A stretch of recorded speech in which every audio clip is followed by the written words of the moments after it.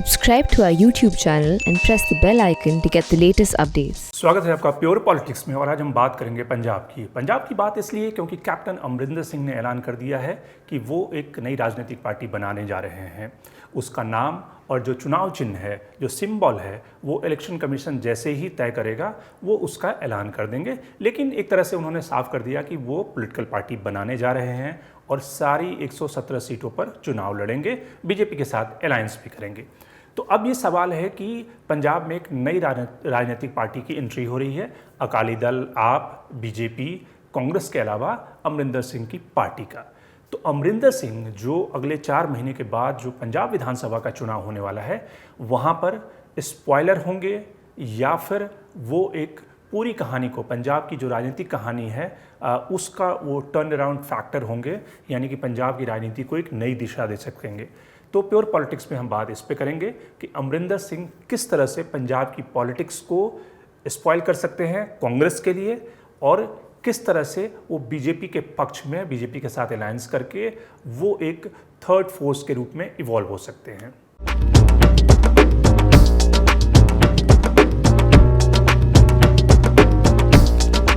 तो शुरुआत करते हैं कि अमरिंदर सिंह ने जो प्रेस कॉन्फ्रेंस की उसमें जो उन्होंने बातें कही है, उनकी बातों का जो लबो-लुआब है, उन्होंने 2-3 तरह की बातें कही है।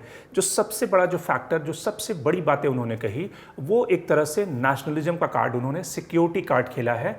जो किस तरह से पाकिस्तान से ड्रोन्स पंजाब में आ रहे हैं, किस तरह से बॉर्डर के इलाके पर ड्रोन्स ड्रग्स की सप्लाई करते हैं, गिराकर चले जाते हैं, आर्म्स एमुनिशन गिराकर चले जाते हैं। तो इस तरह से बॉर्डर स्टेट की सिक्योरिटी जो है वो खतरे में है। और खतरा आप समझ रहे हैं कोट अनकोट किससे है, यानी कि सिद्धू से, जिसको वो पहले ही करार दे चुके हैं कि ये पंजाब के सिक्योरिटी इंटरेस्ट के लिए खतरनाक है क्योंकि इसके बाजवा से संबंध हैं।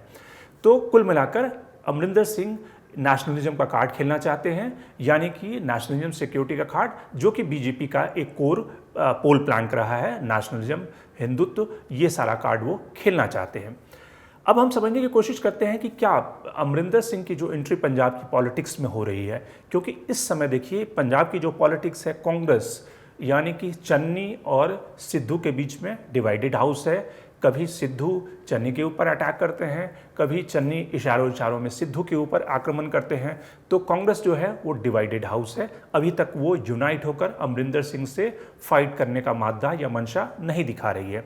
आप, जिससे कि उम्मीद की जा रही थी कि आप में एक एनर्जी आएगी, उस एनर्जी के आधार पर वो कांग्रेस के डिवाइडेड हाउस और जिस तरह से अकाली दल बैक में है, एक कहीं ना कहीं बहुत फ्रंट पे नहीं आ रही है, फ्रंट फुट पे, उसका आप फ़ायदा उठाएगी। लेकिन आप में भी वो एनर्जी नहीं दिख रही है फिलहाल इस समय। चुनाव कैंपेन आते आते हो सकता है कि आप में एनर्जी आ जाए, उनके मुख्यमंत्री का चेहरा भी सामने आ जाए, लेकिन फिलहाल उसमें एनर्जी नहीं दिख रही।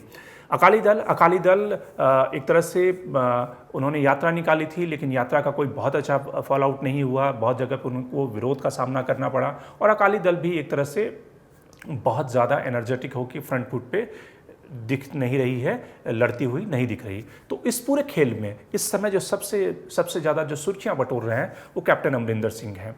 अब अमरिंदर सिंह की पॉलिटिक्स क्या है? अमरिंदर सिंह उम्र के उस पड़ाव पर हैं जहां उन्हें कोई लूज नहीं करना है। मुख्यमंत्री वो रह चुके हैं, लेकिन वो कहते हैं कि वो हार कर नहीं जाना चाहते, वो लड़कर जीत कर जाना चाहते हैं। तो अमरिंदर सिंह पंजाब की पॉलिटिक्स में स्पॉइलर हो सकते हैं या ट्रम्प कार्ड हो सकते हैं। तो सबसे पहले समझते हैं स्पॉइलर, यानी कि वो कांग्रेस का ग्राफ किस तरह से गिरा सकते हैं।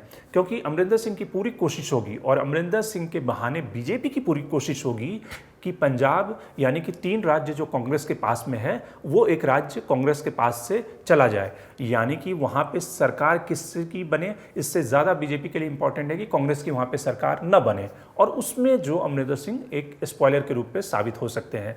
क्योंकि अमरिंदर सिंह का एक अपना वजूद है, एक अपनी उनकी लॉन्ग पॉलिटिकल करियर है और पंजाब के पॉलिटिक्स में वो सबसे सीनियर नेताओं में है। अगर प्रकाश सिंह बादल के साथ उनकी तुलना की जाए तो 2 ऐसे सबसे वरिष्ठ नेता हैं पंजाब की पॉलिटिक्स में। अमरिंदर सिंह का हर जगह पे ग्राउंड पे उनका एक अपना वजूद है, उनका एक अपनी स्ट्रेंथ है। तो इस तरह से वो कांग्रेस को डेंट कर सकते हैं। कांग्रेस का जो वजूद है या कांग्रेस की जो पॉलिटिक्स है और कांग्रेस जिस उम्मीद के साथ पंजाब में रिपीट करना चाहती है विधानसभा चुनाव, उसको वो डेंट कर सकते हैं। लेकिन ये डेंट तभी होगा जब अमरिंदर सिंह के पास कुछ दिखाने को होगा। वो कुछ दिखाने को क्या हो सकता है? वो जो फार्म्स कानून हैं, यानी कि 3 जो कानून बने हैं, उसको अगर केंद्र सरकार रिपील कर देती है या उसको ठंडे बस्ते में डाल के एक किसानों को सम्मानजनक ऑप्शन देती है, तो वो एक गेम चेंजर हो सकते हैं अमरिंदर सिंह पंजाब की पॉलिटिक्स में। क्योंकि अगर वैसी स्थिति में अगर अमरिंदर सिंह अमित शाह, नरेंद्र मोदी को यह कन्विंस कर पाने में कामयाब हो जाते हैं कि वो हिंदू वोट बैंक के सहारे वो पंजाब की पॉलिटिक्स में अगर फार्म्स कानून को स्थगित कर दिया जाए, फार्मर्स के साथ एक एडजस्टमेंट बना के उन्हें एक बेहतर ऑफर दिया जाए, तो कहीं ना कहीं अमरिंदर सिंह को सिख वोट बैंक यानी कि जो जट सिख है उसका भी वोट मिलेगा और साथ ही जो हिंदू वोट बैंक है उसका भी वोट उन्हें मिलेगा। तो इस तरह से वो एक ट्रम्प कार्ड हो सकते हैं अगर फार्म्स कानून स्थगित हो गए या फिर उस पर एक सम्मानजनक सोल्यूशन निकल गया। अगर फार्म्स कानून पे कोई सोल्यूशन नहीं निकलता है तो फिर क्या स्ट्रैटेजी होगी अमरिंदर सिंह की और बीजेपी की? क्योंकि वैसी स्थिति में अमरिंदर सिंह को सिखों का वोट कोई बहुत ज़्यादा नहीं मिलेगा। अगर आप पुराने इतिहास को देखें, कांग्रेस के पुराने इतिहास को देखें, जब कांग्रेस पार्टी वहाँ पे सत्ता में रही है तो तकरीबन 25 से 30%, 28% जट सिखों का वोट कांग्रेस को मिलता रहा है। लेकिन अगर हिंदू वोट बैंक की बात देखें तो हिंदुओं का जो वोट उन्हें मिलता रहा है वो 40 से 45%, 48%, 50% वोट शेयर भी उन्हें मिला है। तो अमरिंदर सिंह की जो कोशिश होगी वो हिंदू वोट बैंक को कंसोलिडेट करने के लिए, और इसीलिए अमरिंदर सिंह जानबूझकर नेशनलिज्म का प्लान खेल रहे हैं, सिक्योरिटी पाकिस्तान का नाम ले रहे हैं, बार बार ड्रोन का जिक्र कर रहे हैं, क्योंकि वो हिंदू वोट बैंक को कंसोलिडेट करना चाहते हैं जो अर्बन पॉकेट्स में, जो शहरों में रहता है, जो कि एक समय में बीजेपी का वोट बैंक हुआ करता था। अगर आप पुराने पॉलिटिक्स को देखें कि 2019 में प्रधानमंत्री नरेंद्र मोदी, अमित शाह और नेशनलिज्म, देशभक्ति और सर्जिकल स्ट्राइक, बालाकोट के बावजूद अमरिंदर सिंह ने कैसे पंजाब में बीजेपी के रथ को रोका था, तो उसकी जो सबसे बड़ी वजह ये थी कि जो सिख कम्युनिटी है वो पंजाब में लगातार असुरक्षित महसूस कर रहा था उस 2015 के एपिसोड के बाद की, जब धार्मिक ग्रंथ का जो एपिसोड हुआ था और उससे सिख कम्युनिटी, उनकी जो कंजर्वेटिव सिख है, उनकी भावनाओं को आहत पहुंचा और उन्हें लगा कि सिख कम्युनिटी जो है उसके इंटरेस्ट को कोई प्रोटेक्ट नहीं कर रहा है, खास करके अकाली दल नहीं प्रोटेक्ट कर रहा है, क्योंकि अकाली दल को जट सिख का एक तरह से उनका नुमाइंदा माना जाता है और जट सिख जो है वो अकाली दल को वोट करते रहे हैं, जिसमें कि 50 से 60% से 70% जट सिख जो है अकाली दल को वोट करते रहे हैं। लेकिन 2015 के उस बरगारी कांड के बाद जट सिखों को लगा कि उनके इंटरेस्ट को अकाली दल प्रोटेक्ट नहीं कर रही है और अमरिंदर सिंह ने उसे मुद्दा बनाया। तो इसलिए उस मुद्दे के सहारे अमरिंदर सिंह जट सिखों की जो इनसिक्योरिटी थी उसका फ़ायदा उठाते हुए वो कहीं ना कहीं पंजाब में बीजेपी के रथ को रोकने में कामयाब हुए। जो हिंदू वोट बैंक है, अगर आप अकाली दल बीजेपी की जो पुरानी अलायंस पॉलिटिक्स रही है उसकी पॉलिटिक्स को देखें तो अकाली दल सिखों का वोट ले आता था, बीजेपी हिंदुओं का वोट ले आती थी और इस तरह से दोनों की सरकार बन जाती थी अलायंस में। तो जो हिंदू वोट बैंक है वो कहीं ना कहीं बीजेपी का जो वोट बैंक है उसको और प्रोमिनेंटली और कंसोलिडेट अमरिंदर सिंह करने की कोशिश कर रहे हैं इन नेशनलिज्म के प्लान के जरिए। तो यानी कि बीजेपी का जो फ्रंट का चेहरा इस समय अमरिंदर सिंह एक तरह से पंजाब में बन रहे हैं और बीजेपी के लिए ये विन विन सिचुएशन है, क्योंकि बीजेपी के पास खोने के लिए कुछ भी नहीं है, उनके पास मात्र 2 सीटें हैं और अमरिंदर सिंह का चेहरा है जो कि न केवल सिख है, एक प्रोमिनेंट सिख है, बल्कि हिंदुओं में भी उनकी अपील है। तो इसलिए अगर बीजेपी सरकार फार्म्स कानून में संशोधन करती है, उसमें तब्दीली देती है, किसान आंदोलन को ख़त्म कराने की दिशा में पहल करती है, तो एक नई राजनीति इवॉल्व हो सकती है और बीजेपी और अमरिंदर सिंह दोनों एक तरह से पंजाब की पॉलिटिक्स को चेंज कर सकते हैं, या फिर सत्ता में ना आए लेकिन वो सत्ता उनके सहारे या उनके बिना नहीं बन सकती पंजाब में सरकार। लेकिन अगर फार्म्स कानून रद्द नहीं होते तो फिर सिर्फ हिंदू वोट बैंक के आधार पे अमरिंदर सिंह को अपनी पारी खेलनी होगी और स्पॉइलर के रूप में वो कांग्रेस का नुकसान कर सकते हैं। ये उनकी स्ट्रैटेजी है।